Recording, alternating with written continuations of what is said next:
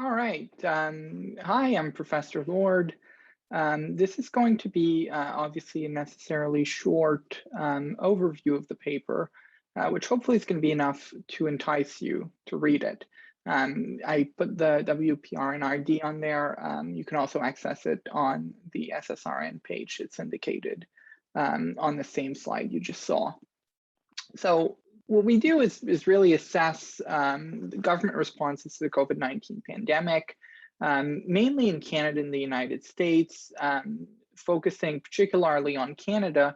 But the responses that we discuss, right, even though they're not the only ones, have essentially been very similar in both Canada and the United States. And that is, governments have resorted to very traditional ways, right, to respond to financial events, cataclysmic financial events.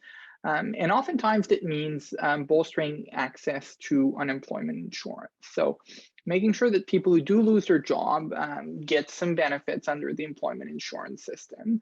And generally that means that they do have to lose their job. And there's this legislative device in both Canada and the United States called temporary layoffs, through which employers, when they very well know that they'll hire back employees later on, can temporarily lay them off. And that's essentially, right, a cost allocation measure between the state and companies, which allows companies to have some financial flexibility, which they very desperately need in times of trouble. The issue with that, of course, is that companies have to lay off their workers, and that's not particularly economically efficient, right? If we want this cost allocation to happen, if we want the state to pay for the cost of workers' payroll during financial events, there's other ways to do it than to have companies lay people off, which has all sorts of other consequences, right? It makes it harder for the economy to start back up again, and also prevents employers from getting work from employees, right? Because they're laid off.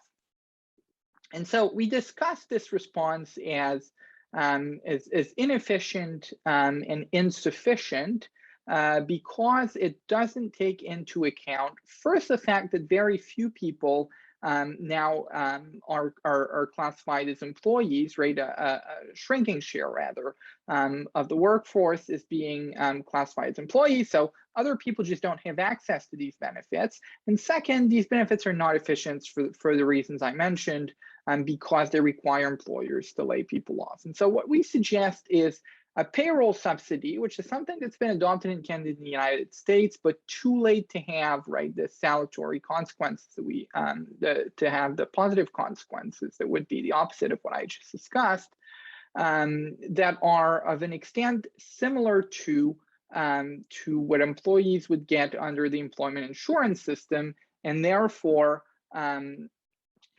doesn't incentivize employers to lay off their employees. And second, we argue that that should be comprehensively expanded to cover people who are not traditionally covered under the employment insurance system, such as small business owners or independent contractors in the growing gig economy. And we also argued that the funding for it should be comprehensive. Instead of having, as we did in Canada and the United States, right, a separate stopgap program funded through general taxation, all while we have another program that's funded through payroll taxes, the traditional employment insurance system. There should be more comprehensive funding, right, that covers both classes of people and reduces potential inequities between both groups, people who are traditionally covered by employment insurance systems and people who are not. We also discuss how there's this very significant share of the funds in response to the COVID-19 pandemic being injected in the economy indirectly by the states through central banks and other mechanisms. And basically our argument there, to stick to the short time that we have, is that when the state intervenes, even indirectly, right, there should also be state intervention in putting conditions on that money. In other words, right, we shouldn't adopt a laissez-faire attitude when it comes to conditions, but not when it comes to funding. Thank you.